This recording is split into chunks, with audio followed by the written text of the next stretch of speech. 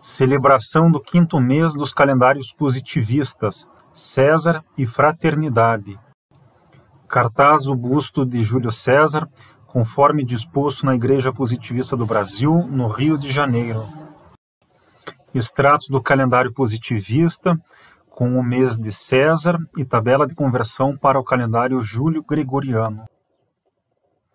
O amor por princípio e a ordem por base, o progresso por fim. Bem-vindo a todas, a todos aqueles interessados no positivismo, correligionários, simples curiosos. Sejam todos bem-vindos novamente à nossa comemoração do quinto mês dos calendários positivistas. Não é? No calendário positivista concreto, nós temos a celebração de César, correspondente à civilização militar, e no calendário positivista abstrato nós temos a celebração da fraternidade, não é? Será uma celebração bastante com muitos comentários históricos e sociológicos. Preparando esta celebração, eu fiquei surpreso por um certo lado e, por outro lado, muito satisfeito com o resultado dela. De modo geral, enfim, quem acompanha aqui o meu canal, o nosso canal, né, vê que os calendários positivistas são calendários históricos e sociológicos mesmo, né? E sempre é necessário fazer considerações abstratas sobre história e desenvolvimento da humanidade e assim por diante. Mas no caso do mês de César, a quantidade de referências é muito grande, né? O mês de César junta comentários feitos antes e considera também questões desenvolvidas historicamente, né? Bem entendido, depois. Então ele atua como elo, como vínculo, não é? E a partir daí sugere já uma síntese, não é? De todas as considerações que nós fazemos, não é, a respeito dos calendários positivistas. É muito interessante, é realmente excepcional. Eu fiquei muito feliz, muito satisfeito mesmo de elaborar esta celebração. Bem, começando então, né, as nossas celebrações já diretamente pelo calendário positivista concreto, né, com o mês de César, a civilização militar, vejamos o que nós podemos falar a respeito disso tudo. É o quinto mês do calendário positivista, né? César é o quinto mês do calendário positivista concreto. Considerando o ano Júlio-Gregoriano de 2021, que é um ano normal, né, não é bissexto, não é? O mês de César começa em 23 de abril e termina em 20 de maio, não é?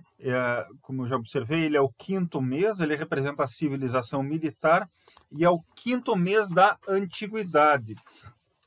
Se nós considerarmos aí os meses da antiguidade, começando com o mês da teocracia inicial de Moisés, não é? Então nós temos aí, antes dele, né? Nós temos Moisés, Homero. Moisés é a teocracia inicial, Homero é a poesia antiga, Aristóteles a filosofia antiga e Arquimedes a ciência antiga. Com César nós temos a civilização militar. Quando nós pensamos em antiguidade, eu creio que nós pensamos de modo geral em duas coisas. Em primeiro lugar, na filosofia,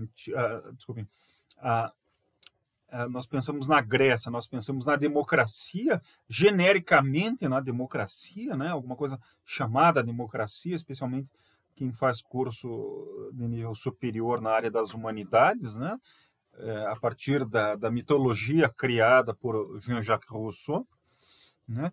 Mas, de modo geral, nós pensamos de maneira mais direta na civilização militar, né? Nas conquistas, nas guerras, pura e simplesmente nas guerras. Não é? Quando a gente pensa em Roma, pensa nas guerras, ou então pensa nos gladiadores, né? Nessas coisas. Né? Não é que não tenha havido gladiadores em Roma, evidentemente houve, mas enfim, isso é uma bobagem do ponto de vista histórico. Né? é pura e simplesmente uma bobagem. Não é? Considerar que Roma se resume aos gladiadores é desprezar totalmente a história de Roma, é desprezar a história da humanidade, na verdade, né? Porque resumir é um aspecto mais tolo do negócio. Mas, enfim, o mês de César tem um apelo popular muito grande, não é? Há muitos filmes, né? Filmes dos Estados Unidos, em particular, que falam disso, né? Dos gladiadores, da violência e até da luta contra a escravidão, que aí tem um apelo também, tem um apelo moderno correto, né? Que é a luta contra a escravidão, pela liberdade e assim por diante. Mas, enfim, como nós iremos, enquanto os outros 4 meses anteriores da antiguidade têm um certo apelo para nós, mas não capturam a imaginação, não é? Tão diretamente, o mês de César, porque é o mês das conquistas, das guerras, não é? Aparentemente das guerras, ele captura mais diretamente a imaginação. Eu já estou sugerindo aqui, né, nós veremos claramente que isso das guerras é realmente equivocado, né? Não é a celebração da violência, na verdade, o mês de César celebra o fim da violência. Isso é o que nos importa. Isso é o que importa, é aí que está, é aí que reside a importância do mês de César. Bem, só para concluir, né, ele é o 5º mês da antiguidade e é o derradeiro mês da antiguidade. Veremos na sequência que realmente depois da obra de César criam-se aí as condições para a grande transição própria à Idade Média. A grande transição própria à Idade Média. A Idade Média em si durou 900 anos, né, conforme a obra histórica de Augusto Comte. Então demorou ainda vários séculos para a Idade Média se constituir efetivamente.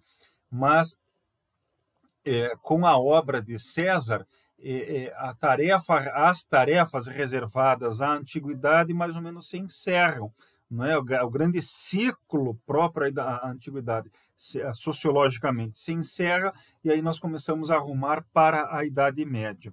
Né? E a Idade Média no calendário positivista concreto é representado no aspecto católico por São Paulo e no aspecto feudal por Carlos Magno. Bem, César, eu estou falando somente César porque é como é nomeado o mês no calendário positivista, mas é Júlio César, Caio Júlio César, né? Mas, enfim, César é referido pelo menos 2 vezes nos calendários positivistas, nos calendários positivistas 2 vezes, mas há outras referências importantes. Em primeiro lugar, evidentemente, ele é o titular do 5º mês do calendário concreto, não é? Que é o que nós estamos tratando agora. Além disso, no calendário abstrato, ele é celebrado na 4ª semana do 8º mês do calendário abstrato. O 8º mês do calendário abstrato é dedicado ao politeísmo e a 4ª semana é dedicada ao politeísmo social, não é? Enfim, enquanto nós temos um politeísmo conservador, próprio às teocracias, enquanto nós temos um politeísmo intelectual, que é o conjunto da elaboração da Grécia, não é? Nós temos um politeísmo social, que é relativo à atuação de Roma, do conjunto de Roma, do Império Romano. Então, a referência ao politeísmo social no calendário abstrato, César está associado antes a Cipião, o africano, né, que encerrou a Segunda Guerra Púnica, que foi a mais dura, a mais violenta, né, aquela em que Roma teve que enfrentar, só um pouquinho, teve que enfrentar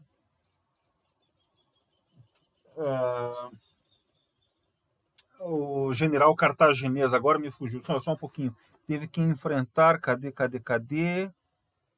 Aníbal, não é? Cipião Africano encerrou vitoriosamente para Roma a Segunda Guerra Púnica, e nela ela foi caracterizada por ter sido levada a cabo por Aníbal. Foi um desafio terrível durante mais de 20 anos. Não é? Então, César, no calendário abstrato, está associado antes a Aníbal e depois a Trajano, né, o grande imperador do início do segundo século da Era Corrente. Bem, além de César ser homenageado como titular do 5º mês do calendário concreto, ele também é homenageado como titular do 3º dia dos dias da semana. Não é? Augusto Conte homenageou os dias da semana em francês, espanhol, italiano e romeno, né? Que também é uma língua neolatina, né? Os nomes dos dias da semana rememoram nossos antecedentes fetichistas, politeístas, monoteístas, né? Eu sempre penso em espanhol, lundi, não, em francês, né? Lundi, mardi, mercredi, vendredi, jeudi, samedi e dimanche, né? E esses nomes Augusto Conte mantém, né? Porque rememoram historicamente os nossos antepassados. Mas Augusto Conte também procurou fazer uma rememoração de 7 grandes tipos que realmente marcaram a história da humanidade a partir do Ocidente. E aí associou a cada um dos dias da semana um grande nome. Então são Homero, a partir da segunda-feira, né, de Lundi. Homero, Aristóteles, César, correspondente à quarta-feira, né, a mercredi ou mercuridia, na tradução de Miguel Lemos, na belíssima tradução de Miguel Lemos. São Paulo, Carlos Magno, Dante e Descartes. Né? Então, desde a antiguidade até agora a modernidade. Bem, como eu observei antes, todos os meses dos calendários positivistas apresentam aspectos, né, históricos e sociológicos. É muito claro isso. Tanto é que nessa série de comemorações dos meses dos calendários positivistas, eu não me detenho muito sobre a figura, sobre a biografia de cada um dos tipos que dá nome aos meses, né, mas eu procuro indicar qual é a função sociológica que eles cumprem que justifica a sua inclusão nos calendários positivistas. Não é? No caso do mês de César, isso é muito, muito, muito marcado. Não é? É muito intenso. Como eu observei há pouco, tanto a Grécia e Roma são caracterizados como politeísmos, evidentemente, né? E politeísmos progressivos, né? Que avançavam. Progressivo aqui não o que é o progresso, né?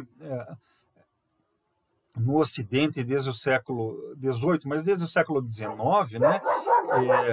A esquerda, né, diz que é progressista, e os conservadores atualmente são antiprogressistas, o que é irracional.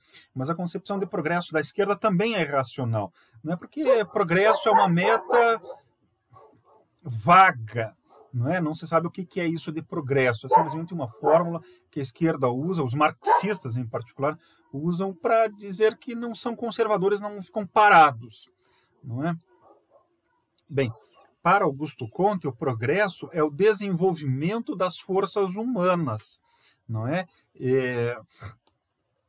Bem, então, quando os conservadores, os retrógrados e os reacionários se dizem contra o progresso, eles estão dizendo que são contra o desenvolvimento das forças humanas, o que é absolutamente irracional, né?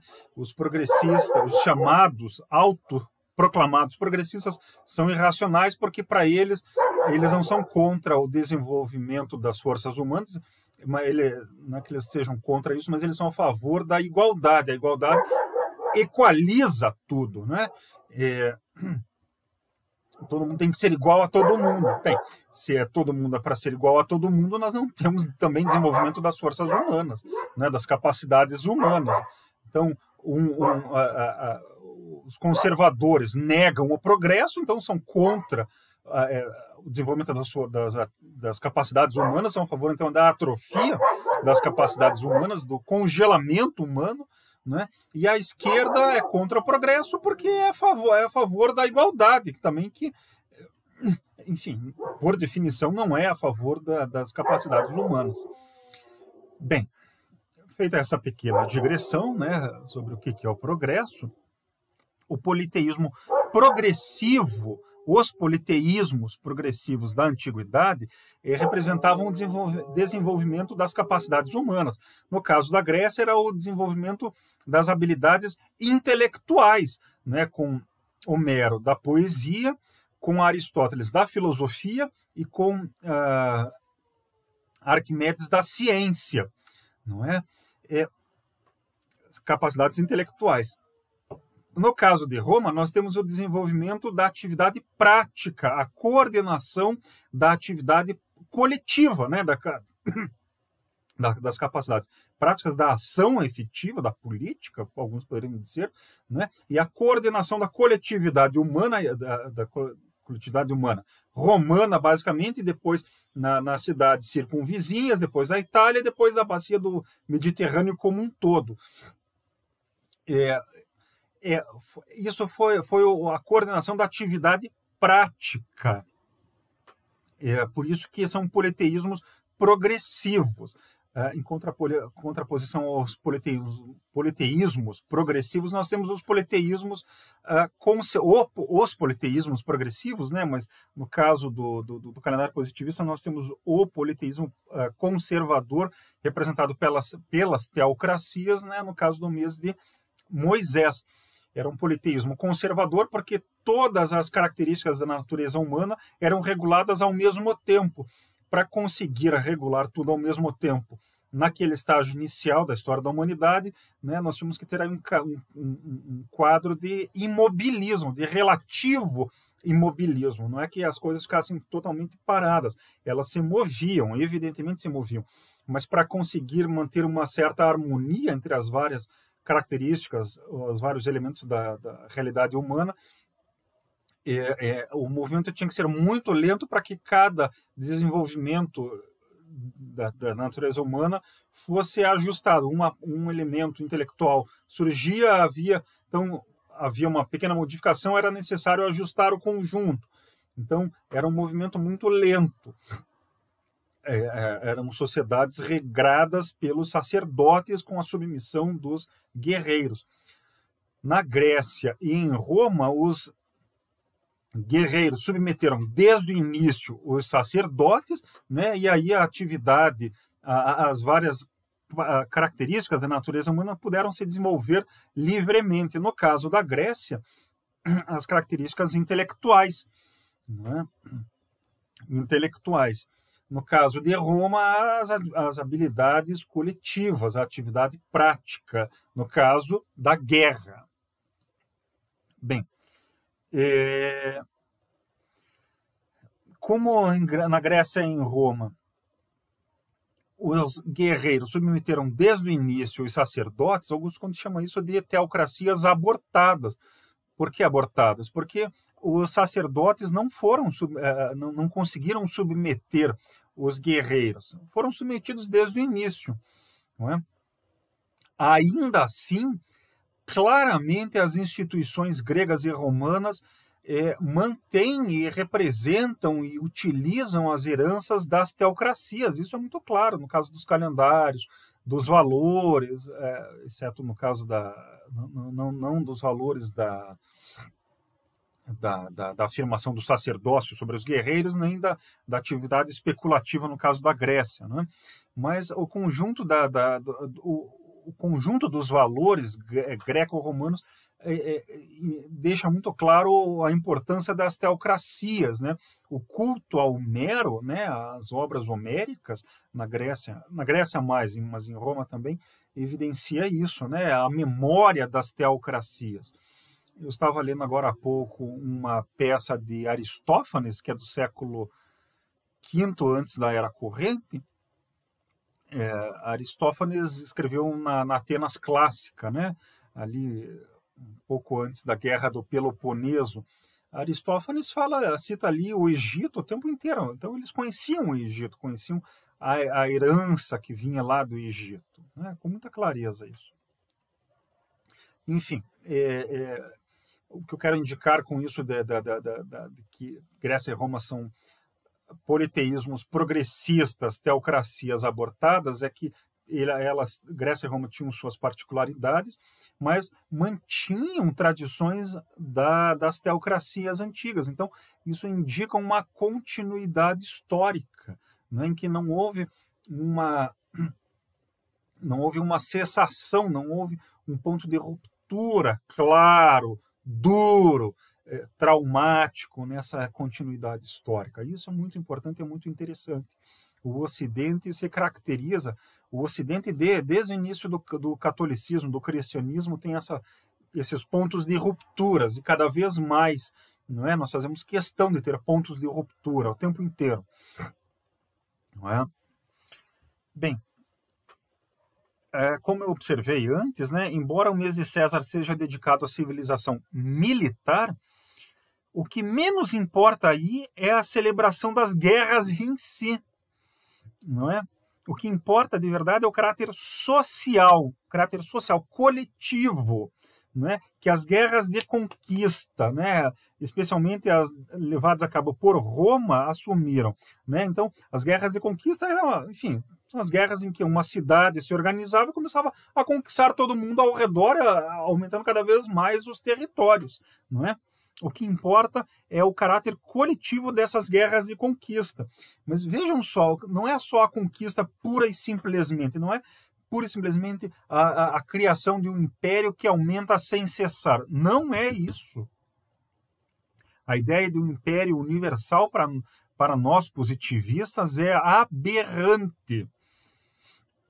Aberrante. E era mesmo aberrante até mesmo para os romanos. Uma frase de César marca muito bem isso, né? Ele dizia, olha, fazemos a guerra para levar os hábitos da paz. O que importava não era somente a guerra. É claro que a conquista na guerra, o heroísmo na guerra, levava ao enaltecimento dos indivíduos, e a conquista levava à glória coletiva, não é? Mas a guerra por si só não era entendida apenas como motivo de enaltecimento pátrio, da própria pátria, mas também uma forma de levar os hábitos da paz, de acabar com as guerras havidas pelos inimigos, ocorridas com os inimigos batidos, não é? Eu não vou antecipar mais, mas nós já veremos como que funciona isso, não é? Bem, as guerras de Roma, não é, como eu comentei, começaram ali primeiro no entorno da cidade de Roma, que fica no meio da Península Itálica, no meio da Itália, né, perto ali da costa, mais ou menos próximo à costa, né, não exatamente no litoral. As guerras de Roma constituíram paulatinamente uma grande região de paz ao redor da bacia do Mediterrâneo, na bacia do Mediterrâneo, né? Começou ali na cidade de Roma, ao redor ali, aí foi ali na região do Lácio, aí, que é o centro da Itália, né? Aí foi se expandindo para toda a Península Itálica, aí foi ali para o sul da Itália, ali enfim, agora esqueci o nome. Né, para as ilhas ali na ponta da bota italiana, norte da África, aí foram ali para a Península Ibérica, aí foram ali para as Galhas, né, onde é a França, aí foi, aliás, desculpe, antes de ir para a França, né, para as Galhas, foi ali para a Grécia, norte, ali Egito, França, né, então paulatinamente foi constituindo ao redor do Mediterrâneo uma grande região dominada por Roma. Essa grande região dominada por Roma, nessa grande região, parou de haver guerras. Foi constituída uma grande zona de paz, de comércio, né, de trocas comerciais, intelectuais, políticas. Em termos políticos não era tão troca assim, né, porque Roma impunha a sua organização, mas essa organização impunha ali a submissão a Roma e criavam ali fóruns nas cidades, nas províncias, assim por diante, mas o autogoverno era mantido, era respeitado mesmo, porque facilita muito o governo, né, da manutenção do império, não é? Então vejam, embora Roma tenha constituído um império gigantesco ao longo de 300 anos, não é? Desde o início ali da constituição da cidade até a época de César, até um pouquinho depois, não é? O que importa ali não é a conquista em si, mas é a utilização dessa conquista para a criação de uma zona de paz, uma zona de paz e estável. Isso é importante, não é? Nessa zona de paz, embora houvesse a escravidão, e a escravidão degrada ao trabalho, não era uma escravidão como é a escravidão negra africana praticada pelo Ocidente a partir do século XV, né, século XVI, na verdade. Não é? Os escravos tinham um status diferenciado, eles tinham um pouco mais de liberdade, eram mais respeitados, podiam ser respeitados de verdade, né? Por exemplo, nós tivemos muitos escravos que eram filósofos, ensinavam os filhos dos seus donos e assim por diante, né? Escravos que foram libertados e assumiram posições importantes, respeitadas e assim por diante. Mas, de modo geral, a escravidão degrada o trabalho. Ainda assim, a zona de paz criada por Roma permitiu um certo desenvolvimento industrial, né, um certo desenvolvimento econômico, né, com trocas pacíficas, né, uma grande região ali de prosperidade. É isso que importa em Roma, de novo. Né? Claro, esse desenvolvimento industrial ali na bacia do Mediterrâneo não foi muito mais adiante, por um lado, por causa do trabalho escravo, que degrada o trabalho, avilta o trabalho, né? Não podia ser diferente naquela época, né? Por um lado, e por outro lado também faltavam conhecimentos técnicos científicos para estimular a produção industrial. Como a gente sabe, a ciência é a grande propulsora da indústria moderna, não é? É ela que permite os contínuos desenvolvimentos que aumentam a produtividade, aumentam a capacidade humana de intervenção na realidade natural, não é? Aumentando, enfim, a riqueza humana. Ao mesmo tempo, essas guerras de conquista de Roma permitiram a disseminação e a manutenção do conhecimento grego. A Roma, mesmo antes de conquistar a Grécia, né, porque a Grécia mantinha-se perpetuamente em guerras intestinas, guerras internas, né, perpetuamente ali, né? Mesmo antes disso, em meados do século II antes da nossa era, a Roma já disseminava essa mentalidade. A Roma se considerava integrante, mais ou menos integrante ali da comunidade grega de pensamento. Tanto é que, volta e meia, a Roma mandava emissários ao oráculo de Delfos, né, lá no centro-norte da Grécia. Né? Isso é muito importante, isso é muito revelador. Não é? Bem, então, a Roma disseminou e manteve o conhecimento grego, regularizou a atividade cívica e criou as condições sociais e intelectuais para um esforço posterior de disciplinamento moral. Não é? A zona de paz romana, não é? Criou uma certa homogeneização ali no Império, uma certa homogeneização, não é? Os hábitos da paz foram se enraizando naquela população, não é? A guerra em si começou a ficar estranha para aquelas populações e como o desenvolvimento intelectual já tinha se esgotado na Grécia e como a guerra já não fazia muito mais sentido, a atividade cívica ficou meio à deriva, ficou perdida, e aí ficou muito evidente a necessidade de uma regulação moral direta, de ter uma moralidade um pouco mais rigorosa, um pouco mais exigente. E aí é aí que surge a proposta de religião universal, de moralidade universal de São Paulo, não é? Que ultrapassava o localismo, o particularismo do judaísmo, não é? E também ultrapassava as diversas imoralidades dos politeísmos, não é? Então vejam, as condições sociais, políticas, intelectuais de realização da obra de Roma criou uma condição tal que ficou evidente a necessidade de uma moral universal. Claro, só era possível naquela época uma moral monoteísta, com as inúmeras e drásticas imperfeições, mas naquela conjuntura foi um avanço, não é? Nós temos que respeitar, nós não podemos ser anacrônicos, como dizem os historiadores, nós temos que respeitar as particularidades daquele momento, não é?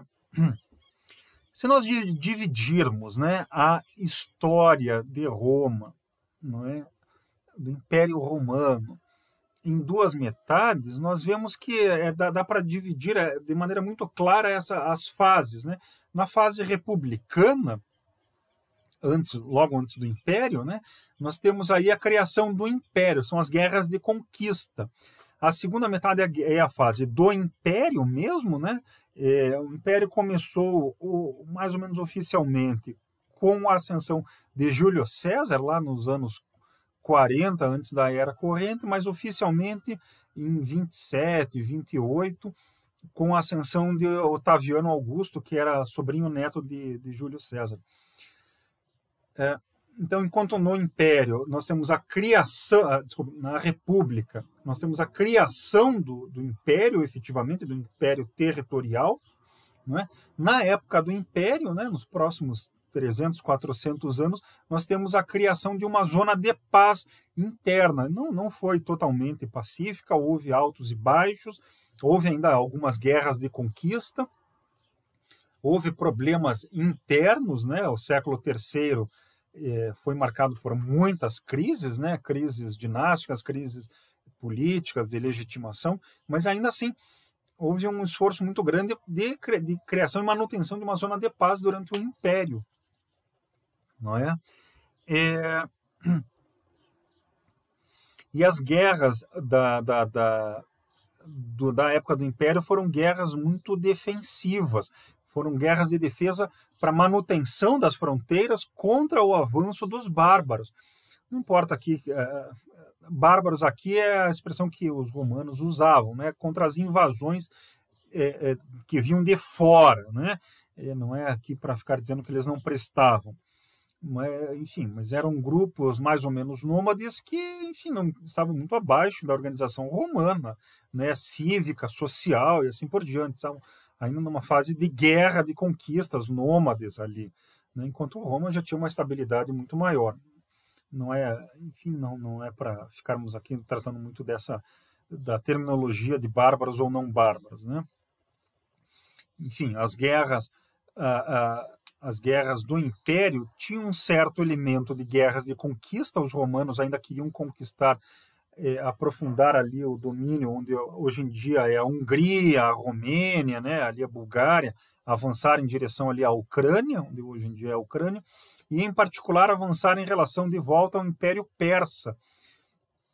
O Império Persa tinha sido conquistado por Alexandre Magno, mas no século seguinte ele acabou se reerguendo, e durante o Império Romano os persas começaram a avançar de volta, e os romanos ali foi uma região de conflito permanente. Então, durante o Império, os imperadores romanos ainda tentavam, ainda tinham aspirações a conquistar os persas, por exemplo. Mas eram guerras um pouco de conquista, um pouco guerras de defesa, mas ali era a principal linha de conflitos. O resto eram guerras defensivas para tentar manter as fronteiras e evitar o avanço das populações que não tinham sido incorporadas pelo Império Romano, não é? Deixando de lado a terminologia dos bárbaros, né? Que é problemática mesmo, né?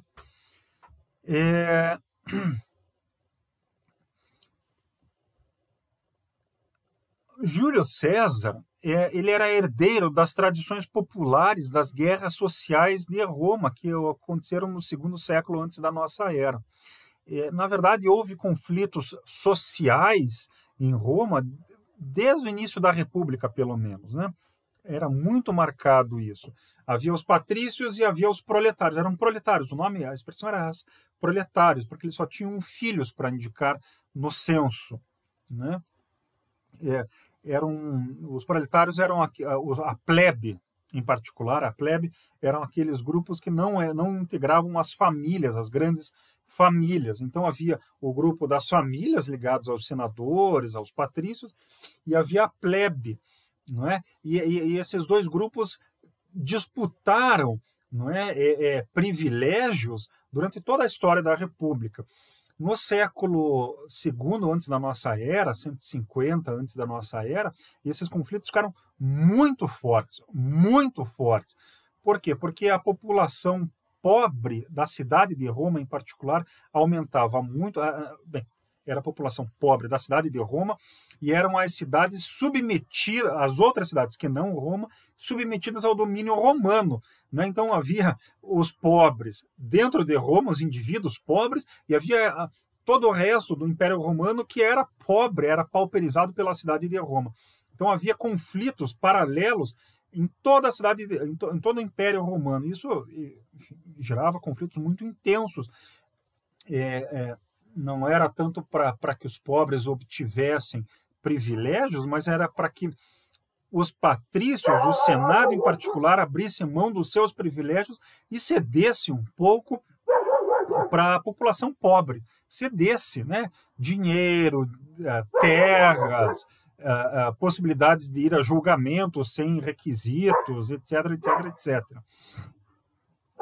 No caso das cidades, era para que pudessem ter um pouco governo, pagassem menos impostos, tivessem acesso à cidadania e assim por diante. Esses conflitos, ao longo da história de Roma, eram minorados, eram diminuídos, eram controlados por causa das guerras, né? As guerras externas controlavam, diminuíam os conflitos internos, não é? Imaginem que, por exemplo, na Segunda Guerra Púnica, quando Aníbal saiu da Espanha, atravessou ali a região que vai ali por Marselha, atravessou os Alpes e aí entrou na Península Itálica. Nessa marcha, a cidade de Roma se viu cada vez mais acossada por um exército enorme, diversificado, extremamente eficiente. Todos eram mais ou menos brutais, né? Mas com uma capacidade bélica assustadora. O exército de Aníbal chegou às portas de Roma. Bem, se a própria cidade está correndo o risco de ser arrasada, os conflitos internos têm que ser cessados, parados, e aí os esforços têm que ser voltados para a defesa do território, não é? Então, os conflitos sociais eram controlados, diminuídos por causa das guerras. Mas no segundo século antes da nossa era, as guerras estavam mais ou menos controladas. Roma era senhora ali do Mediterrâneo. As guerras já estavam distantes, né? A partir dali começaram apenas a se preocupar em mediar as confusões dos gregos, e aí que se cansaram, foram para a Grécia e acabaram com a autonomia de todas as cidades gregas, com a Macedônia, arrasaram Corinto, né? Aí tomaram ali o que seria a Ásia Menor, e aí foram se preocupar com a Gália Transalpina, né, onde é a França atualmente. Não é a França, parte da Alemanha, a Suíça e assim por diante. Em suma, nesse segundo século antes da nossa era, os conflitos sociais ressurgiram, porque as guerras já estavam distantes de Roma, né? Não havia essa preocupação imediata em defender o território, era agora só expandir e controlar as coisas. Bem, nesses conflitos sociais, Júlio César era herdeiro do Partido Popular. Havia um partido que era patrício e havia um Partido Popular. Esse partido eram patrícios que tinham maior preocupação ou com os populares, com a plebe, ou tinham maior preocupação com a manutenção dos privilégios aristocráticos. Júlio César era herdeiro do partido patrício. O partido não era um partido político como nós temos hoje em dia, né, que tem aqui no Brasil, por exemplo, os partidos têm o monopólio do acesso aos cargos públicos, eletivos. O Partido Popular e o Partido Patrício em Roma era um grupo mais ou menos fluido, mais ou menos bem constituído, mais ou menos bem delimitado, de senadores e membros da elite que tinham certas inclinações políticas, né?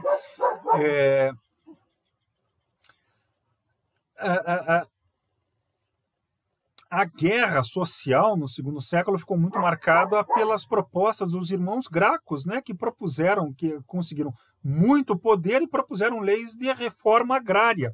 Por causa disso, né, num espaço de 10 anos, os dois irmãos Gracos, Tibério e Caio, os dois foram linchados, né, morte por linchamento a mando dos patrícios do Senado, né, da aristocracia. Em seguida, houve um esforço mais ou menos consciente, mas meio incoerente, da parte do grande general Mário, não é? Que era um líder popular. Ele mesmo era de origem plebeia, mais ou menos plebeia. Mas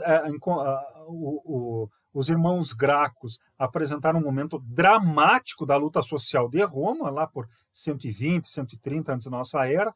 Nas décadas seguintes, houve a ação de Mário, que também foi encerrada de maneira brutal por Sila, não é? Que era um general alinhado aos patrícios, e aí nós temos o início da carreira de Júlio César. Então, Júlio César era sobrinho da esposa de Mário, da viúva de Mário, né? E Júlio César iniciou a carreira fazendo um discurso a favor da tia dele, né? Para honrar Mário indiretamente, né?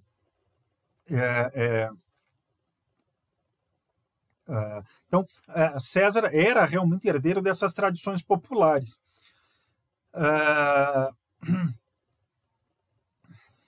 Vejamos.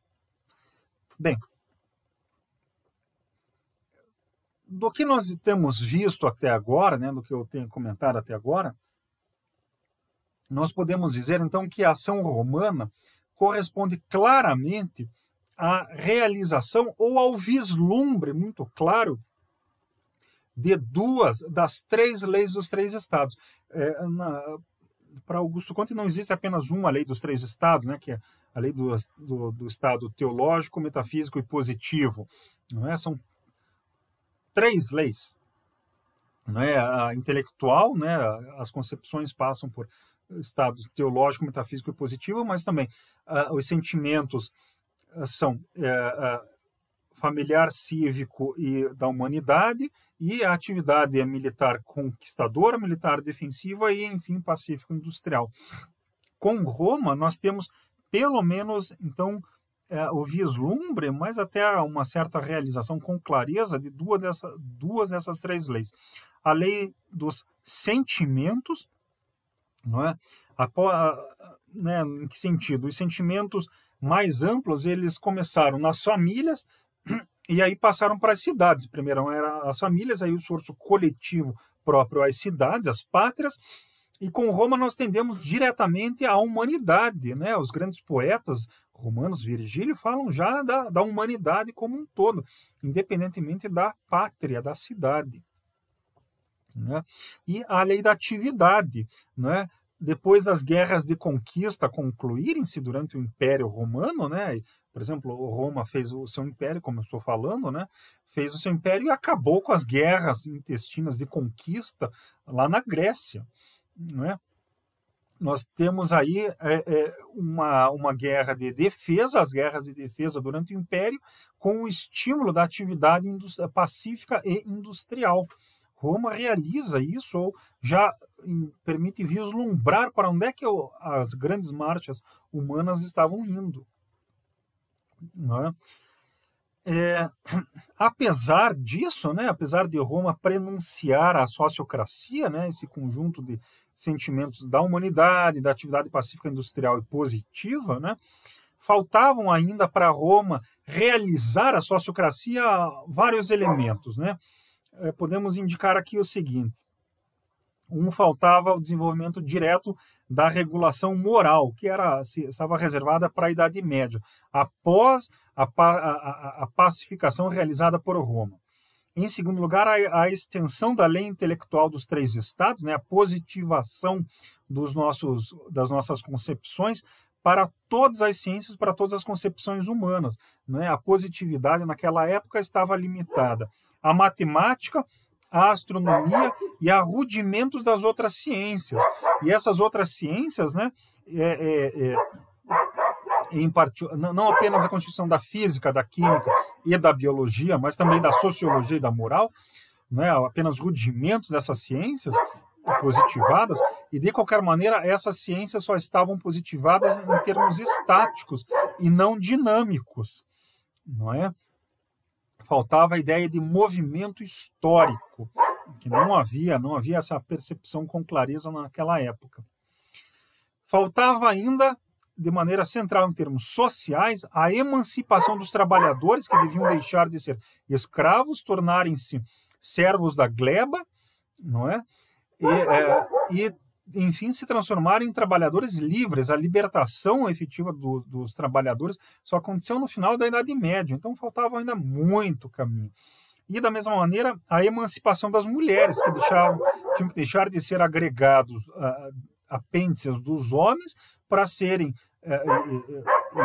causadores das maldições humanas, né, para se transformarem em sujeitos próprios, né, com plena autonomia, e aí não serem dependentes mais dos homens em termos jurídicos, né? Essas duas mudanças também estavam reservadas à Idade Média, não é? E, em quarto lugar, como resultado disso tudo, faltava ainda a elaboração final da síntese subjetiva, e a elaboração da síntese subjetiva positiva, histórica, relativista, subjetiva, evidentemente estava reservada ao positivismo após a realização de todos os passos anteriores. Mas, enfim, né, como eu observei, a despeito dessas limitações de Roma, né, Júlio César e Trajano tinham clareza, né, tinham um pressentimento claro do rumo que a humanidade ia tomar, né, deveria tomar e deve tomar, não é?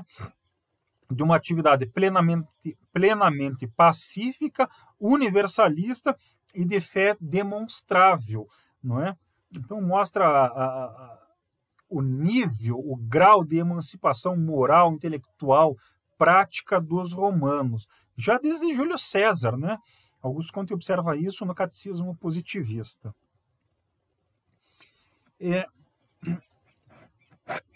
Eu comentei aqui que Roma desenvolveu a atividade prática após a Grécia ter elaborado a atividade intelectual, né, os atributos da inteligência, e preparado o desenvolvimento moral, de uma moral universal própria à Idade Média. Como eu observei antes, né, se houvesse a regulação total da natureza humana naquela época, nós teríamos aí o estabelecimento, o restabelecimento da teocracia. Quer dizer, nós teríamos aí uma situação de imobilismo humano. Né? Antes de nós termos o desenvolvimento dos atributos da natureza humana, eles teriam que ser congelados, paralisados. E aí sim nós teríamos uma teocracia conservadora, mas conservadora no sentido de retrógrada, né? Porque ia parar o desenvolvimento da natureza humana. Augusto Comte observa que a inteligência tinha que ser fatalmente o primeiro elemento da natureza humana a ser desenvolvido. Por quê? Porque se a atividade prática se desenvolvesse antes da inteligência, vejam bem, as guerras exigem a mobilização de todos os recursos sociais, né? Exige a disciplina social muito marcada. o desenvolvimento da inteligência exige, por um lado, um ócio prático muito marcado, né? A gente tem que ter tempo para ficar pensando, né? Sem ter que ter uma preocupação imediata de ir à guerra, de estar sempre preparado para a guerra. E a disciplina moral prática da guerra é mais ou menos contrária ao ócio, né, que permite o desenvolvimento intelectual. Então, se o desenvolvimento militar precedesse o desenvolvimento intelectual, nós não teríamos o desenvolvimento intelectual. Ou seja, realmente a anarquia política grega teve que acontecer antes da disciplina romana, para que o intelecto, a inteligência se desenvolvesse com liberdade. Então, foi uma fatalidade mesmo que a Grécia se desenvolvesse antes de Roma. E, por outro lado, o desenvolvimento moral, a regulação moral própria da Idade Média tinha que acontecer também, por um lado, porque era necessário, para o desenvolvimento de uma moral universal, era necessário ter uma grande base territorial, que criasse mesmo a ideia de uma moral universal. Né? Tinha que ser amplo o suficiente para se considerar que a humanidade como um todo estava compreendida naquele grande território.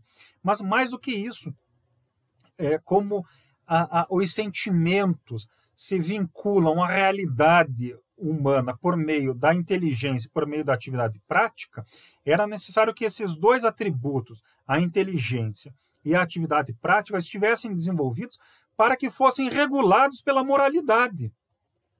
Então, esse encadeamento, desenvolvimento intelectual, desenvolvimento prático, desenvolvimento moral, né, era necessário que esse encadeamento se realizasse nessa ordem, nessa sequência.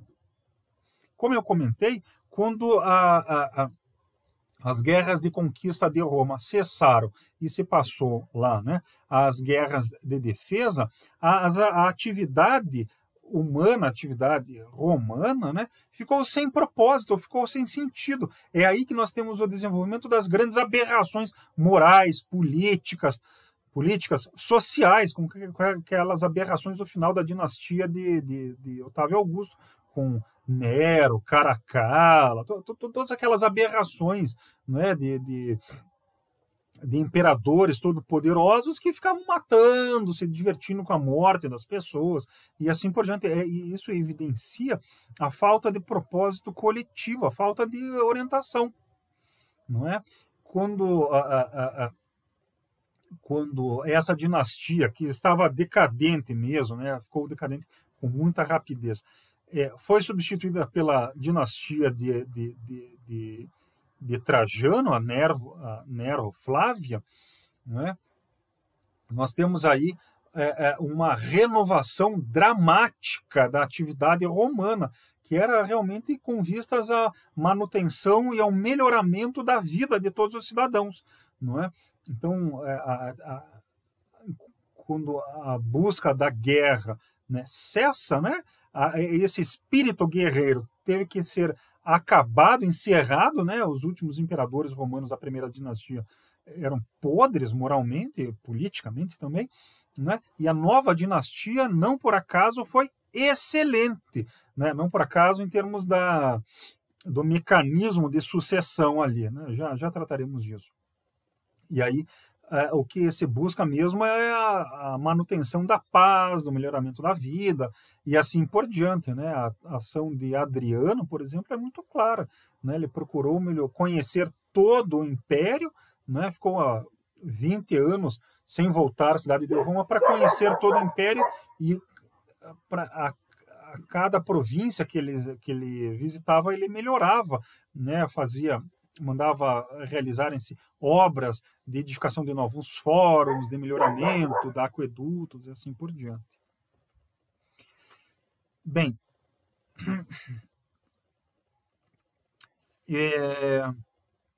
eu observei aqui que o fim das guerras de conquista, né, permitiu o desenvolvimento da atividade pacífica, e isso evidenciou a necessidade imperiosa de uma moral mais rigorosa, uma moral universal, né? Uma moral que ultrapassasse as limitações do politeísmo. O politeísmo é muito interessante, mas tem coisas horríveis, né? Horríveis, né? A história de Édipo, por exemplo, é interessantíssima, mas é assustadora. Um filho que mata o pai e depois vai ter filho com a própria mãe, e os próprios filhos se matam em seguida. É uma história horrível, não é? É trágica, não é? Nós ficamos impressionados por ela, consideramos que é uma história de 2000 anos atrás, mas se for acontecer hoje em dia é assustadora, uma história de horror, não é? A moral católica procura corrigir isso, mas é necessário termos clareza também que procura corrigir, mas ela é um pouco mais exigente, mas ela em si também não é muito melhor, né? A ideia de que nós devemos ser bons porque queremos fugir do fogo do inferno ou queremos ganhar a paz eterna, também faz um apelo às paixões mais grosseiras, ou ao medo ou à cobiça, não é? Não é uma moral lá muito muito superior, se formos considerar, não faz apelo ao altruísmo, não é? O catolicismo tem defeitos, o cristianismo, né, vamos dizer com todas as letras, tem defeitos enormes, não é? A mulher, por exemplo, é um apêndice do homem, vem da costela, e é a fonte de todos os males.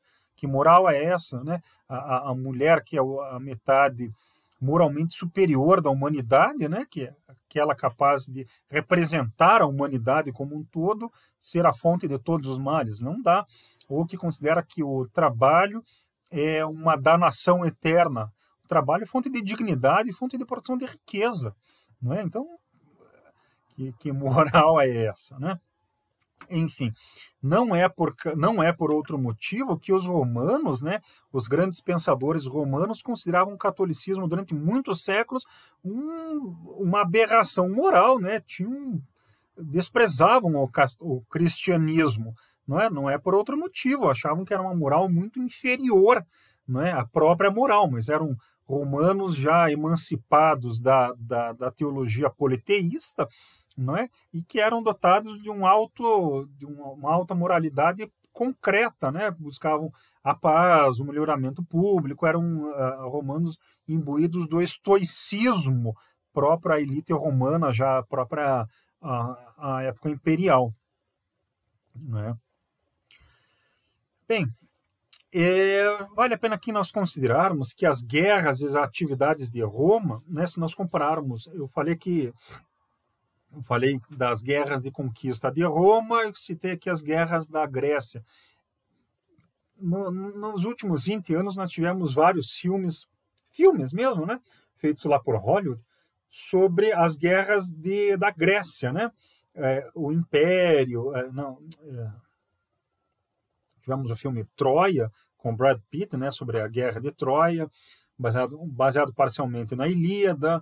Tivemos filmes sobre os 300, né, os 300 de Esparta, e depois 300 a ascensão do Império, né, o primeiro com a atuação do Leônidas, depois de Temístocles, né, muitos filmes secundários sobre gladiadores, sobre Pompeia e assim por diante. Bem, na verdade, filmes sobre guerra, sobre a Grécia e sobre Roma, há desde que existe cinema, né, há 120, 130 anos. Vale a pena que nós fazermos uma pequena comparação entre as guerras realizadas por Roma e as guerras realizadas pela Grécia. Lembrando que Roma era uma cidade que se expandiu, né, e a Grécia eram dezenas, centenas de cidades que disputavam entre si, e depois temos a ascensão de Alexandre Magno na Macedônia, e aí a Macedônia tenta também criar um império universal, não é? O Império de Alexandre teve um certo caráter universal, mas enfim, o Império de Alexandre não sobreviveu à morte do seu fundador, quer dizer, morreu Alexandre e acabou o Império Alexandrino, o primeiro Império Macedônico, ao passo que o Império Romano não está efetivamente vinculado ao nome de uma única pessoa. Claro, César é conhecido, Otaviano Augusto é conhecido, mas o Império Romano é uma obra coletiva, ao passo que o Império de Alexandre é o Império de Alexandre mesmo, né, de um único nome. Bem, se nós compararmos as guerras de Roma e as guerras da Grécia, nós temos o seguinte, que as guerras de Roma foram realmente superiores às guerras da Grécia, né? E não em termos militares, ou não apenas em termos militares. Mas, como eu falei desde o início, aqui o aspecto militar é muito secundário. Em termos sociais, as guerras de Roma foram superiores, né? As guerras de Roma subordinavam a inteligência à ação. A gente pensava, mas o nosso pensamento era regulado pelos objetivos da ação prática, não é? E em Roma a vida ativa, a vida prática era valorizado, enquanto em Roma a vida contemplativa, a vida parada era valorizada, mais valorizada que a vida prática, não é? O ser humano foi feito para agir e a inteligência é feita para regular a ação prática, mas o que vem antes? A vida prática, a ação. Não é? A inteligência tem um caráter instrumental aí. Um importante caráter instrumental, mas ainda assim é instrumental. Em Roma, né, as guerras romanas exigiam o concurso, a atividade de todos os cidadãos e de todas as famílias, não é? Em uma ação que era mais ou menos homogênea para toda a sociedade. Todos tinham que se orientar para aquela atividade, não é? Então, essas guerras de Roma, elas corrigiam espontaneamente os defeitos, os vícios teocráticos e aristocráticos do Senado, que não é o Senado romano buscava manter seus privilégios de maneira mesquinha, não é? Como o Senado precisava do concurso da plebe, né? Essa exigência de concurso comum, né, diminuía, corrigia a mesquinhez dos senadores, não é? No Império, a mesquinhez do Senado, né, foi posta de lado, e aí os interesses da plebe, né, do povo mesmo, passaram a ser atendidos diretamente. As crises, né, do final da República são exatamente isso, né? A plebe tentando se afirmar, né, contra a mesquinhez senatorial, e César procurando acabar mesmo com o Senado em nome dos interesses populares, plebeus, não é? A reação senatorial é isso, não é uma defesa da legalidade, é uma defesa dos privilégios da mesquinhez senatorial. É isso que é a morte de César. Já na Grécia, né, o que nós temos na Grécia? Não um conjunto de toda uma população agindo em benefício coletivo, nós temos alguns poucos indivíduos, sem nomes em 200 anos, não é? Sobre uma massa enorme que era submetida, né, ao mesmo tempo em que ficavam lutando e se matando o tempo inteiro. Então, o que Augusto Comte fala é que há uma população que é sacrificada, não é? Uma grande população, o conjunto da população grega, que é sacrificada em benefício de relativamente poucos nomes que fizeram a diferença para a humanidade, efetivamente, né? Pensemos aí em Homero, Aristóteles e Arquimedes. Mas, enfim, o resto da população grega foi mais ou menos sacrificada, né? Submetida, aviltada, escravizada e, em última análise, morta nas guerras incessantes entre os gregos. Não é? Então, claramente a inteligência grega é uma grande inteligência que não sabe para onde que vai.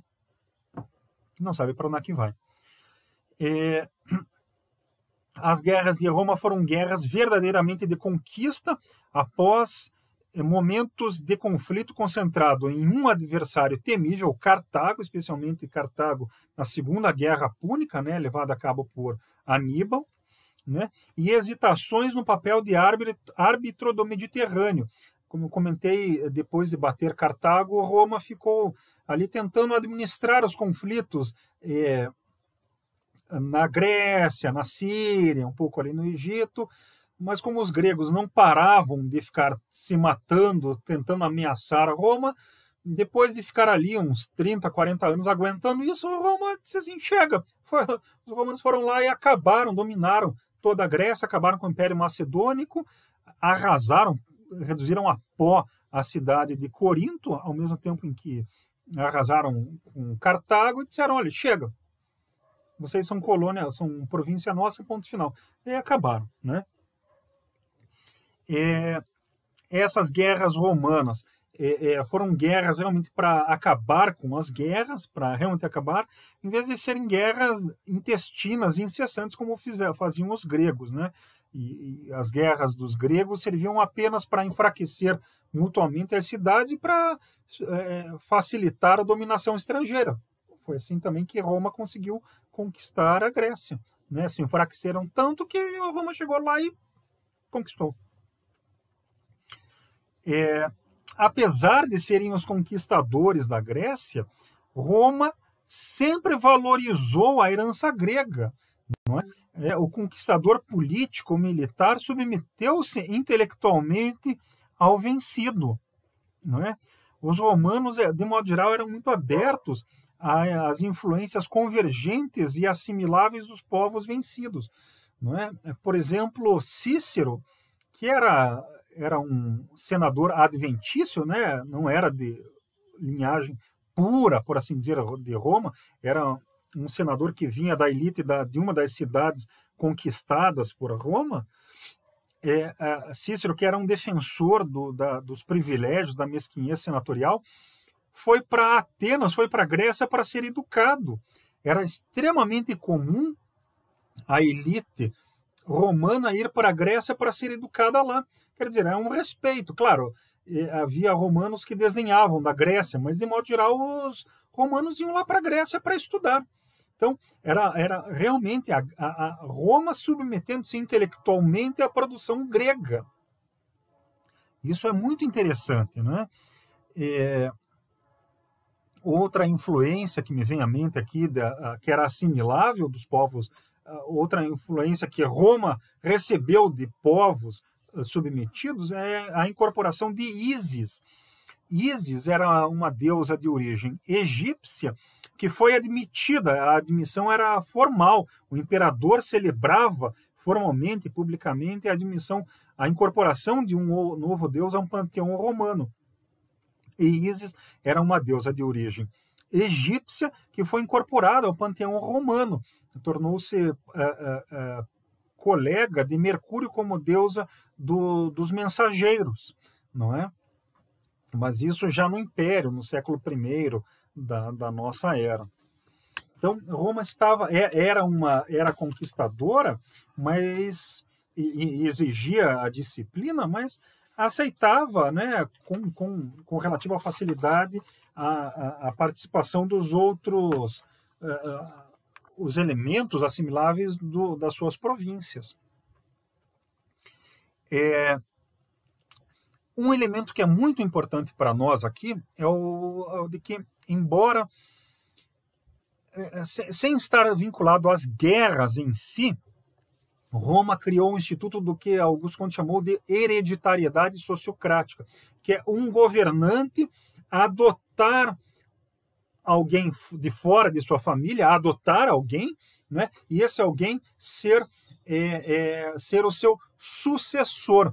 Então, é uma hereditariedade sociocrática. O governante nomeia o seu sucessor, e ao nomear previamente o seu sucessor, ele adota o seu sucessor, integra a sua família. Não é uma hereditariedade teocrática, daquela de sangue, para quem os governantes têm que ser da mesma linhagem, tem que ser filho de preferência, não é? Como querem as monarquias, né? O que gera resultados desastrosos com enorme frequência, né? E também não é eleição popular, democrático-popular, né? Que também não garante bons resultados, necessariamente. A hereditariedade sociocrática busca unir a continuidade político-administrativa ao reconhecimento dos méritos do seu sucessor, ao mesmo tempo que submete o sucessor à avaliação pública, não é? A segunda dinastia romana, dinastia entre aspas, não é? Porque não era a dinastia de sangue, era toda ela baseada na hereditariedade sociocrática, na eleição, na indicação do seu sucessor a partir dos melhores governantes possíveis, e os indicados eram adotados pelo governante vigente. Então, Nerva adotou Trajano, Trajano adotou Adriano, Adriano adotou Antonino Pio adotou Marco Aurélio. Né? Foram 5 ou 6 governantes de excelente qualidade. Foi o século de ouro do Império Romano. De ouro. Não é? Os adotados eram adotados, e não eram filhos ou sobrinhos de verdade, eram adotados. Não é? Então, apenas de maneira simbólica, que era uma dinastia. Essa sequência de grandes governantes cessou exatamente com Marco Aurélio, né, que era o rei filósofo, não é? O imperador filósofo, quando ele quebrou a cadeia da hereditariedade sociocrática e restabeleceu a hereditariedade teocrática. Em vez dele indicar e adotar alguém que seria um bom governante, ele indicou como sucessor o filho dele, Cômodo. Cômodo era um vagabundo idiota, né? E Cômodo, após 2 anos, foi assassinado porque era um péssimo governante. E aí, mais ou menos, tem início, né, as revoltas da guarda pretoriana que, enfim, em vez de matar, Cômodo foi morto porque era um mau governante, mas a guarda pretoriana percebeu o poder que tinha, em vez de matar os maus governantes, passou a matar os bons governantes, aqueles que queriam pôr nos freios a guarda pretoriana. E aí, no século III, é um século de crises incessantes. Somente no final do século III, nós temos aí uma reorganização do Império com Vespasiano, se não me engano, e aí o Império Romano muda de configuração. Em vez de haver um imperador, nós temos 2 ou 4 governantes. Aí é a fragmentação do Império Romano a partir daí. Mas, enfim, o que eu quero indicar é que a hereditariedade sociocrática foi estabelecida no Império Romano, garantiu um século brilhante, e aí, quando a hereditariedade sociocrática foi rompida, nós temos o rompimento da cadeia de grandes imperadores, e aí nós temos o declínio mesmo do Império Romano dali por diante.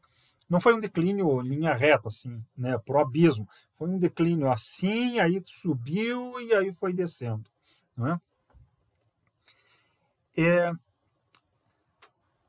Vejam, há mais ainda para falar. Há mais aqui. A atividade guerreira, né, a atividade militar, ela é mais facilmente disciplinável que a atividade industrial. A guerra, a atividade da guerra permite nós percebermos com mais facilidade, mais rapidez, quem são os bons líderes, quem são os líderes capazes de levar adiante os esforços militares.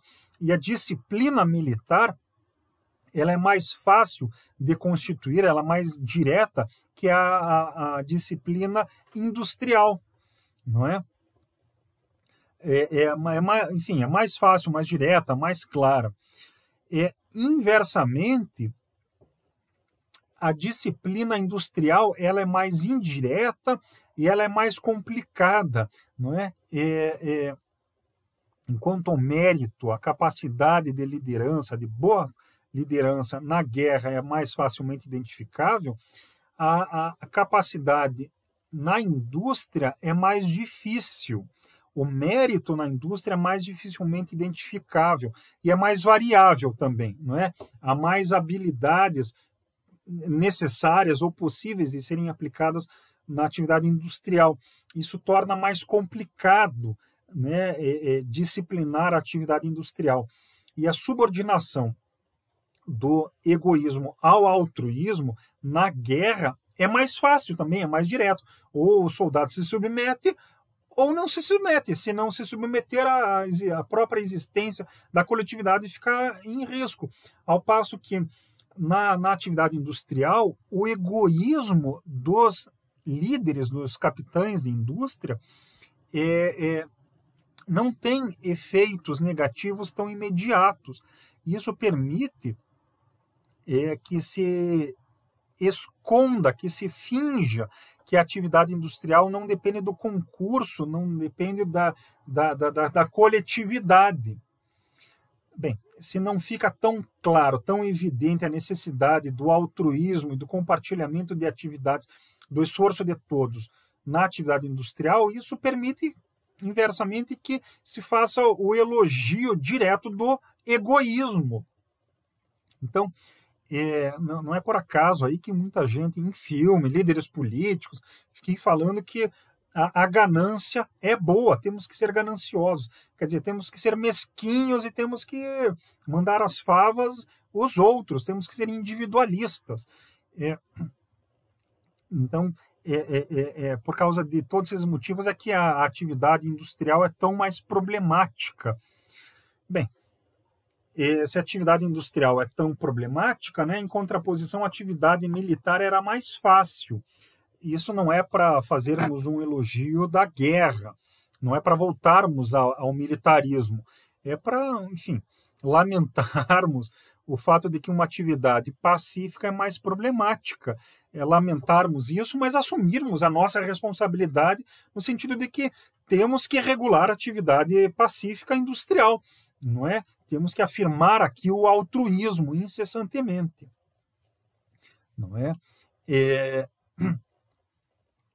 Mas também é necessário lembrarmos que se a atividade militar é mais facilmente disciplinável, ela também está vinculada ao fim à inexistência de liberdades individuais. Ela é mais despótica, ela nós chamaríamos hoje em dia de autoritária, não é?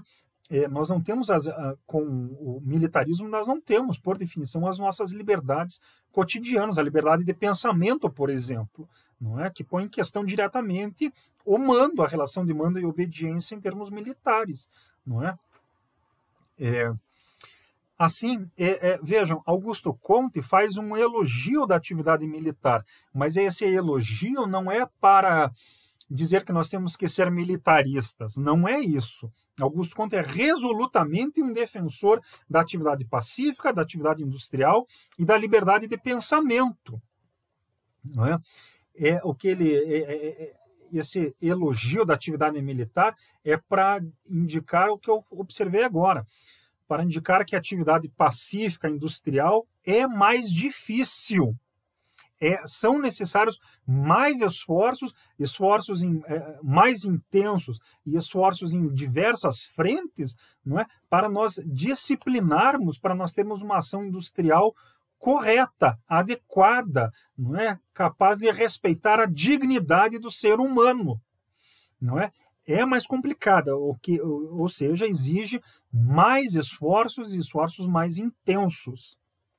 Por que eu estou observando isso? Porque um famoso historiador paulista, de maneira desprezível, afirmou que Augusto Comte faz o elogio da atividade militar para termos o autoritarismo, para termos o militarismo. Esse historiador é Sérgio Buarque de Holanda, não é? Que, querendo criticar o regime militar que vigiou no Brasil entre 1964 e 1985, queria dizer que Augusto Comte era a favor do militarismo, portanto, Augusto Comte era a favor do regime militar. Não é? Essa argumentação do Sérgio Buarque de Holanda é desprezível, né? Desprezível, errada, sofística do início ao fim. Não é? Quem elogia Sérgio Buarque de Holanda está apoiando esse desprezo intelectual. Ele estava mentindo, enganando, não é? E ele sabia disso, não é?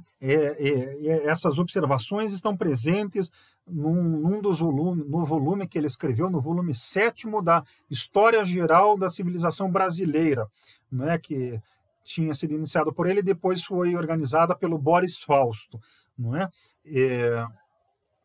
Sérgio Buarque, ao fazer esses comentários, foi, de novo, desprezível, de um mau-caratismo sem limites. Eu argumento isso longamente, contra isso, eu demonstro, eu provo, não é, com base nos textos de Augusto Conte e do Apostolado Positivista do Brasil, o quão mau caráter foi Sérgio Buarque ao fazer esses argumentos. Augusto Conte era contra o militarismo na época moderna, e os positivistas, nós positivistas, da Igreja Positivista do Brasil, também somos contra o militarismo e o autoritarismo.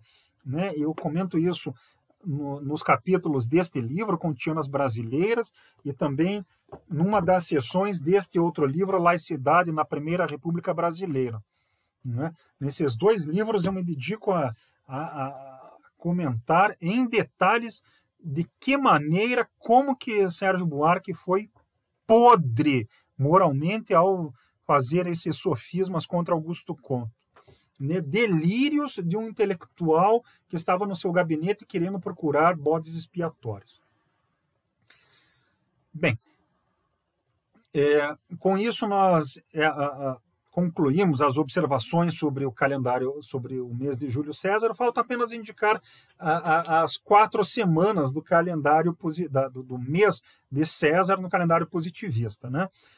São 4 semanas, cada semana com 7 dias, cada semana encabeçada por um tipo, cada semana correspondendo a um aspecto particular daquele mês geral.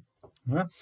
No mês de César, né, César corresponde então à guerra sistematizada em seu estágio conquistador final, que encerra o ciclo de conquistas e estabelece a paz universal. Paz universal na medida do possível, né? E também indica a preeminência das preocupações sociais e populares e a subordinação da inteligência às preocupações sociais. Isso é o mês de César. Vejam, como eu observei no início, a importância do mês de César não está na guerra, no aspecto de guerra, de conquista, de destruição.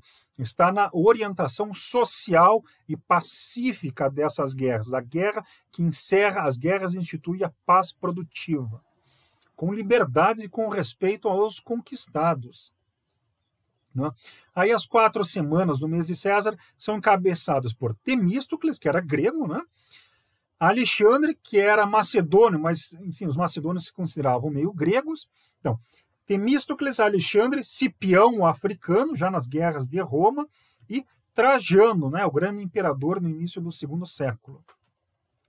Temístocles, então, representa os esforços ocidentais, no caso gregos e atenienses em particulares, para manter a independência política do politeísmo progressivo em relação a uma teocracia já conservadora.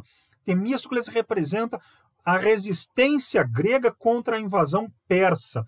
Se a Grécia tivesse sido conquistada pela Pérsia, nós não teríamos o desenvolvimento da inteligência grega. Né? Esse desenvolvimento teria sido apagado ali na hora, né? Porque a inteligência, a liberdade intelectual dissolve de maneira muito aguda, muito intensa, a dominação teocrática. Os persas percebiam isso e é por isso que eles queriam conquistar, acabar com a liberdade de Atenas e da Grécia, ali, de modo geral. E daí, portanto, a importância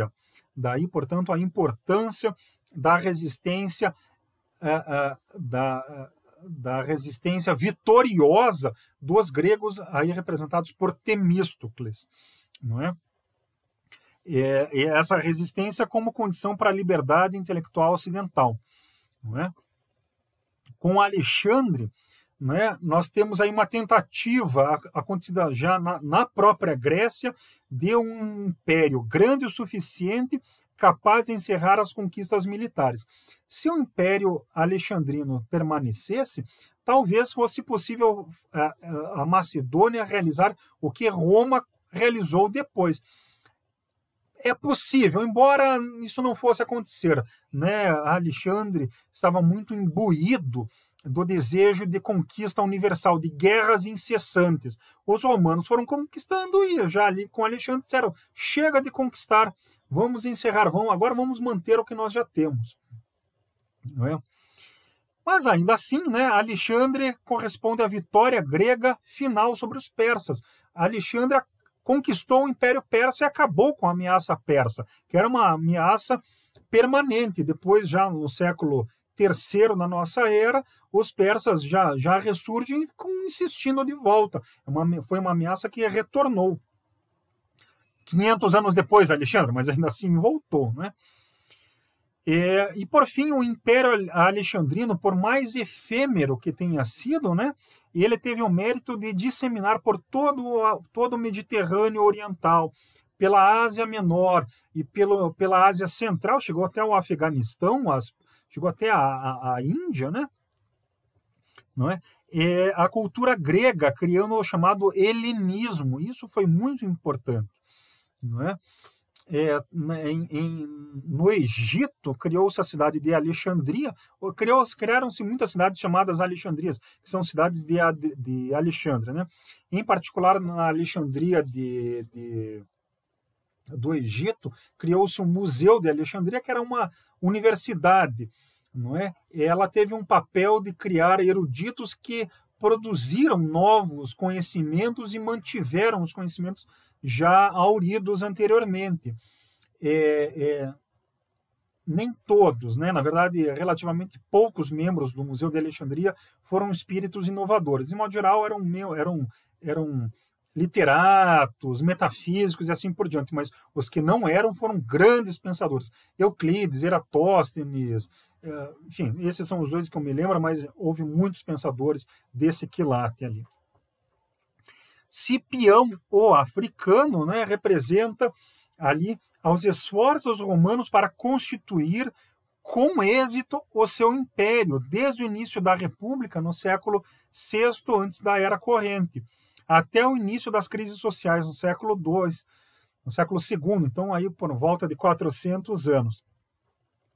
As guerras púnicas, as guerras contra Cartago, né, Cartago era conhecida também por Punis, né, ocupam um papel de destaque. Né? O Império Romano estava se constituindo, enfrentaram ali, tiveram como obstáculo Cartago, tiveram que lidar com Cartago, lidando com Cartago, se ampliaram e depois que acabaram com Cartago, Roma era dona do Mediterrâneo.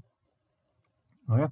As virtudes cívicas mais proeminentes de abnegação, de lealdade, de respeito à pátria, de respeito filial à pátria, de cumprir a palavra em nome da cidade, da pátria, estão aí representadas. E há espaço também para as virtudes cívicas e militares dos cartagineses. Temos aí Aníbal, né? E líderes populares nas disputas sociais. Temos aí Mário, que eu citei antes, bem como dos irmãos Gracos, né? Que foram sacrificados nas lutas sociais da maneira mais torpe possível. Por fim, a quarta semana encabeçada por Trajano, né?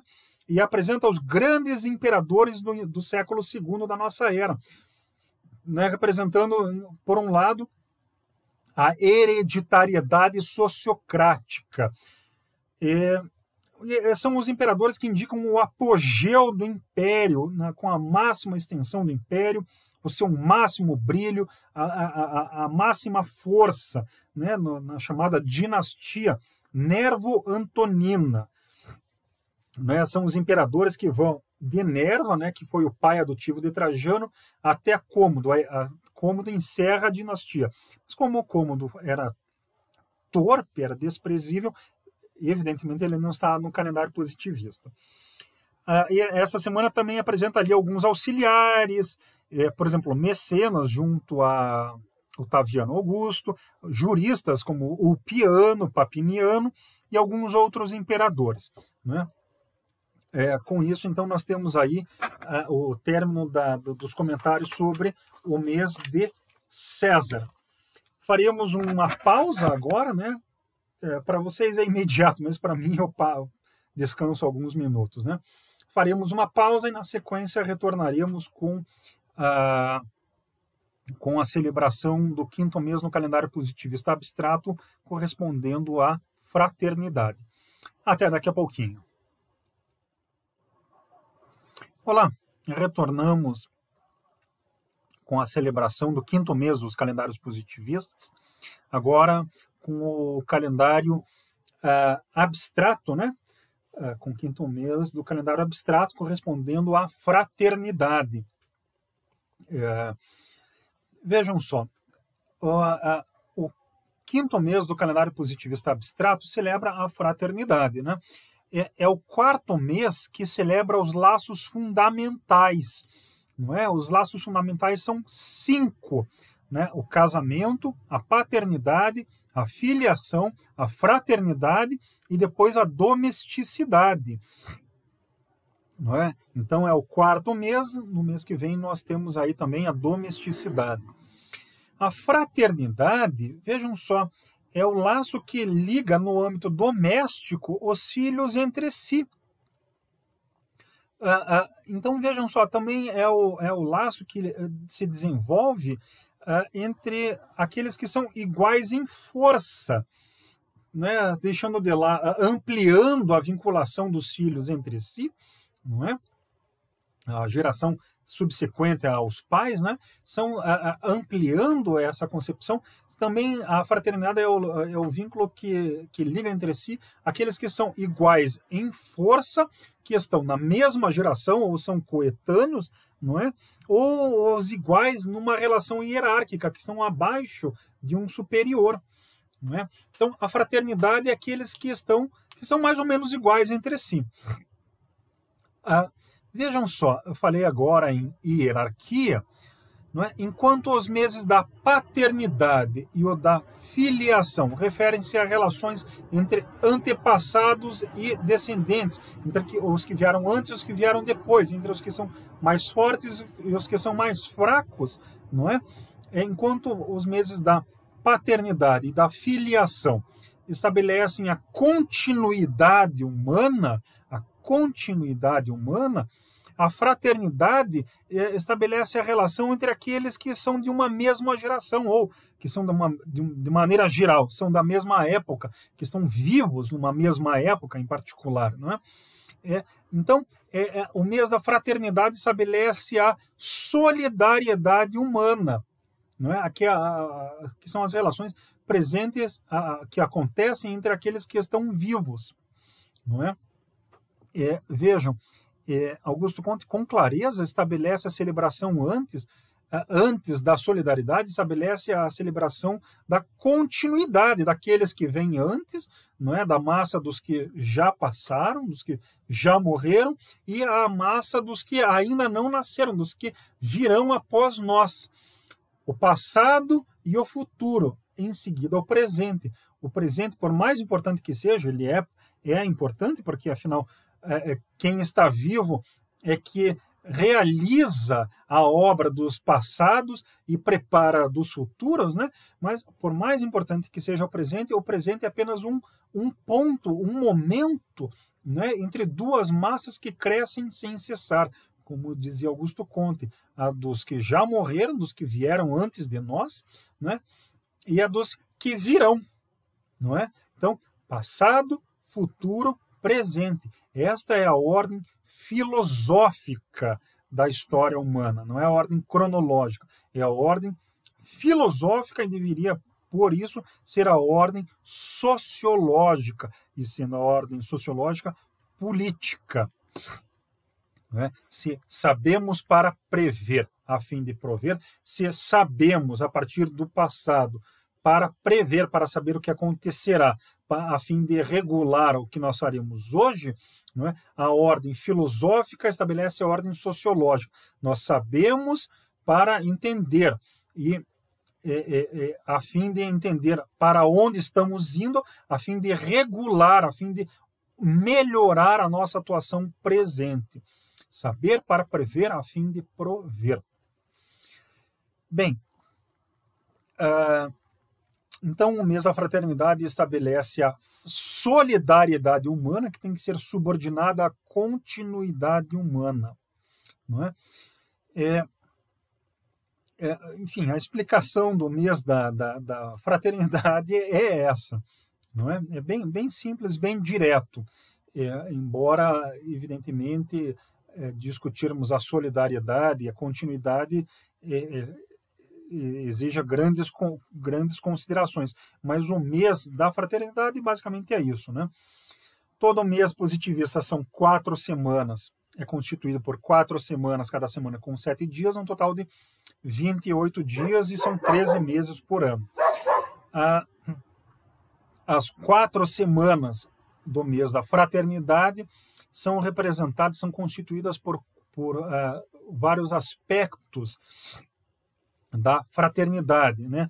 Indo da mais completa, mais forte e mais íntima modalidade de fraternidade para a mais incompleta e a mais fraca, né? E a mais geral, né? A menos íntima. Nós temos, então, 4 modalidades de fraternidade: a natural, a artificial, a espiritual e a temporal. A fraternidade natural são aqueles laços completos e muitas vezes involuntários, né? Que ligam entre si os irmãos, mas sendo em todo caso os laços de origem biológica. Eu digo laços involuntários porque com enorme frequência os pais não planejam os filhos. Se não planejam, os filhos vão ser irmãos entre si sem mais ou menos quererem. Claro, um filho nunca quer, ele não é irmão um do outro propriamente por vontade própria, mas o desenvolvimento do sentimento da fraternidade, aí é necessário um esforço consciente, né? Os irmãos entre si mantêm relações pacíficas, às vezes permeadas por conflitos, né? É necessário um esforço consciente para termos a fraternidade, né? Tristes são aqueles irmãos que brigam entre si e que fazem do ódio mútuo o seu objeto de vida, né? É necessário sabermos lidar com as diferenças, não é? Isso é a fraternidade, né?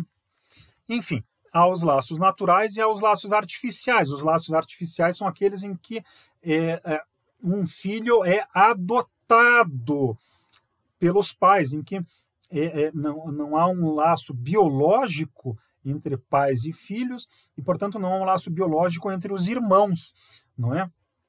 Muitas vezes os laços artificiais de fraternidade são mais fortes que os laços naturais, laços biológicos. Acontece isso, né?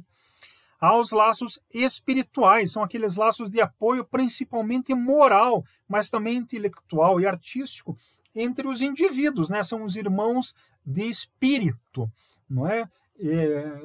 Enfim, com enorme frequência, esses irmãos de espírito são mais não é que sejam mais comuns que a fraternidade natural, artificial, mas, enfim, nós vemos isso com grande facilidade, não é? São os laços que vinculam entre si as pessoas, não é? Em termos de compartilhamento de ideias, de apoio moral, né? E assim por diante.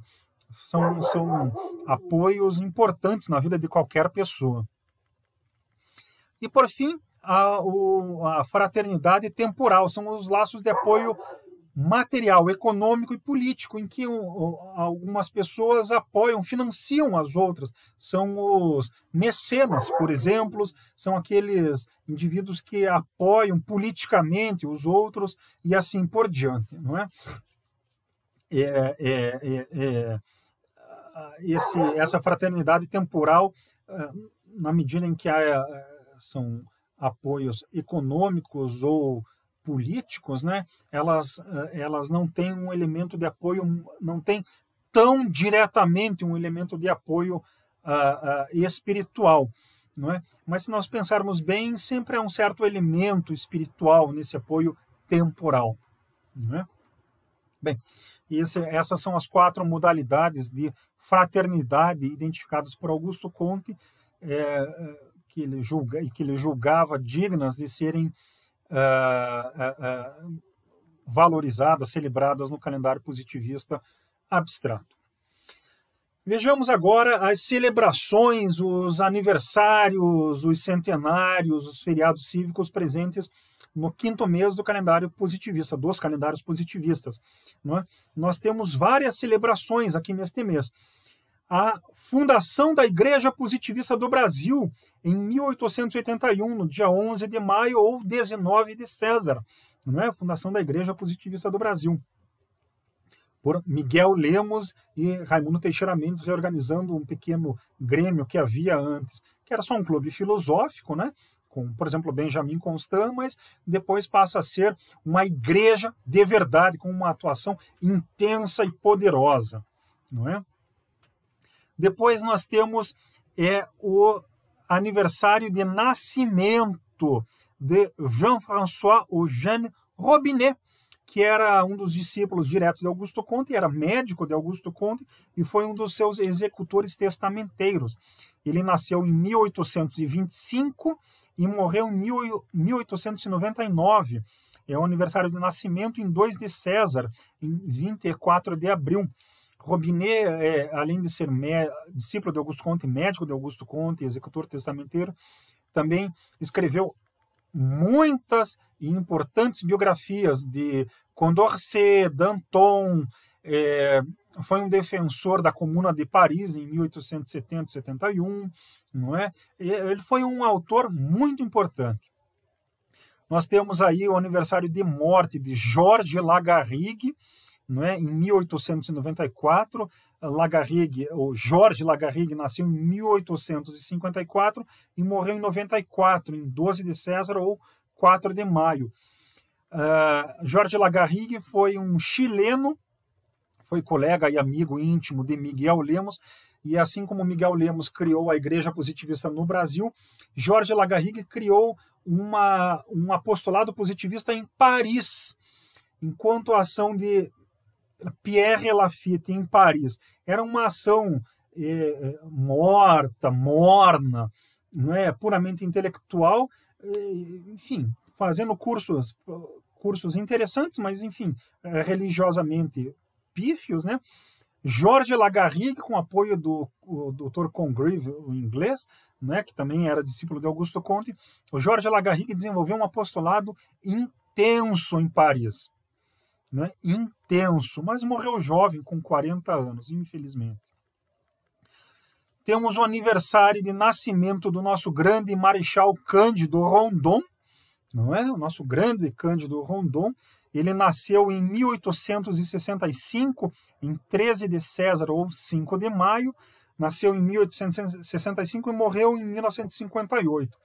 Não preciso comentar muito mais de Rondon, não é? De modo geral, nós conhecemos a obra dele, mas vale notar que Rondon era positivista religioso, ortodoxo, membro da Igreja Positivista do Brasil. É também o aniversário de nascimento de Luiz Lagarrigue, irmão caçula do Georges Lagarrigue. Também aniversário de nascimento em 1864, no dia 24 de César ou 16 de maio. O Luiz Lagarrigue nasceu em 1864 e morreu em 1949. Depois de desenvolver uma grande ação apostólica no Chile, em Santiago, foi para Paris e desenvolveu uma ação, assim como o irmão dele, Jorge, desenvolveu em Paris um apostolado positivista muito importante, mantendo o positivismo religioso ativo em Paris. Uma pequena interrupção, porque está passando um carro do som aqui, só um pouquinho. O carro do som, o carro dos ovos acabou de passar. Então, retornamos aqui à indicação das comemorações no mês de César e no mês da Fraternidade. Em seguida, centenário de Marco Aurélio, como comentamos, o último imperador de verdade, né, na dinastia Nerva-Antonina, né, o último a ser indicado pela hereditariedade sociocrática.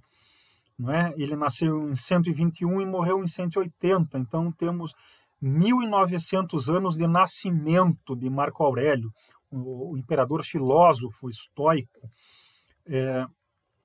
Nasceu em 25 de César, 17 de maio. Comenta-se que ele não gostava da guerra, preferia ser um filósofo mesmo, mas apesar de não gostar da guerra, foi um general exitoso, principalmente na Germânia, né, ali onde atualmente é a Alemanha, a Suíça, ali naquela região do centro-norte da Europa. Não é? O grande erro dele foi ter indicado desde o nascimento o seu filho Cômodo para sucedê-lo no Império. E esse foi o grande erro. Naquele filme Gladiador, estrelado pelo Russell Crowe, aparece que Marco Aurélio supostamente queria restaurar a República. Isso é bobagem, isso é uma romantização bem intencionada, mas enfim, é um erro. Não é como o Marco Aurélio queria manter a monarquia, só que o erro dele não foi ter mantido a monarquia como quer o filme, o erro dele foi ter indicado Cômodo desde o início. Cômodo era detestável, né? Esse foi o erro de Marco Aurélio. Mas, enfim, de modo geral, tirando esse erro, foi um grande imperador, foi um grande general, né, e procurou manter o caráter republicano do Império. Não é? Aqui no Brasil, no dia 1º de maio, 9 de César, nós celebramos o Dia do Trabalho, né, que celebra o trabalho, né, que é a fonte de dignidade do ser humano, de geração de riqueza, enfim, de valorização dos trabalhadores, do comum do povo, né? Então, é um dia importante. Essa data não foi instituída, não foi proposta pelos positivistas, mas ainda assim foi estabelecida por Getúlio Vargas durante a era Vargas aqui no Brasil, né? Não sei em qual ano especificamente, mas é uma data a ser celebrada sem dúvida alguma. E no dia 13 de maio, 21 de César, nós temos aí a Fraternidade dos Brasileiros, no dia 13 de maio, que é o dia da abolição da escravidão. Não é para celebrar aí a monarquia decadente existente no Brasil, não é para celebrar a escravidão, é para celebrar, nem para glorificar o largar os trabalhadores, os ex-escravos a si mesmos, né? É para celebrar a fraternidade, a união dos brasileiros, não é? Para valorizar os ex-escravos, para valorizar os negros, os pobres e para afirmar a necessidade de união, de melhoria da condição dos trabalhadores, não é? Então, os positivistas, nós celebramos o 13 de maio, sim, não como um projeto de particularismo, de exclusão, de largar os trabalhadores, mas exatamente ao contrário, de união, de fraternidade, para que trabalhemos para um presente e um futuro melhor para todos, a começar pelos negros, pelos mulatos, pelos descendentes, não é, dos ex-escravos, não é? Bem, com isso, nós encerramos, então, as comemorações deste mês, do 5º mês. Um ano atrás, um pouco mais de um ano atrás, eu iniciei uma série de celebrações dos meses dos calendários positivistas, com a celebração do 5º mês, dos 5º meses, né, de César e da Fraternidade. Eu encerro esse ciclo de comemorações dos calendários. Eu espero que todos que acompanham o nosso canal tenham gostado, tenham aprendido, tenha sido útil, né? Tenha sido fonte de conhecimentos, mas principalmente uma fonte de estímulo do altruísmo, da fraternidade, da positividade, uma forma de nos melhorarmos como seres humanos, né? Para sermos mais altruístas, mais positivos e mais ativos em benefício das coletividades, dos indivíduos, de quem é explorado, de quem é maltratado, com uma forma de sermos todos menos egoístas, menos mesquinhos. Na sequência, eu iniciarei uma série de celebrações, de comentários do catecismo positivista, né? Enfim, o catecismo positivista é organizado na forma de diálogos e conferências entre o mestre e a discípula, idealmente Augusto Conte e nossa Clotilde Devaux, não é? E convido todos a acompanharem, a assistirem, a comentarem, a darem um likezinho ali, não é? Nas conferências. Espero que tenham gostado e que peço que continuem assistindo ao nosso canal e divulgando. Certo? Então, ficamos por aqui. O amor por princípio e a ordem por base, o progresso por fim. Busto de Júlio César. Mais um busto de Júlio César. Desenho ilustrando o assassinato de Júlio César no Senado Romano. Altar da Humanidade na Igreja Positivista do Brasil, no Rio de Janeiro. Fotografia de Miguel Lemos, fundador da Igreja Positivista do Brasil. Outra fotografia de Miguel Lemos. Autorrelevo de Miguel Lemos. Fotografia do Dr. Robinet na velhice. Fotografia do Dr. Robinet em sua juventude. Mais uma fotografia do Dr. Robinet. Mais uma fotografia do Dr. Robinet. Fotografia de Jorge Lagarrigue. Mais uma fotografia de Jorge Lagarrigue. Assinatura de Jorge Lagarrigue. Fotografia do Marechal Rondon. Fotografia de Luiz Lagarrigue. Sinais positivistas propostos por Luiz Lagarrigue. Busto de Marco Aurélio.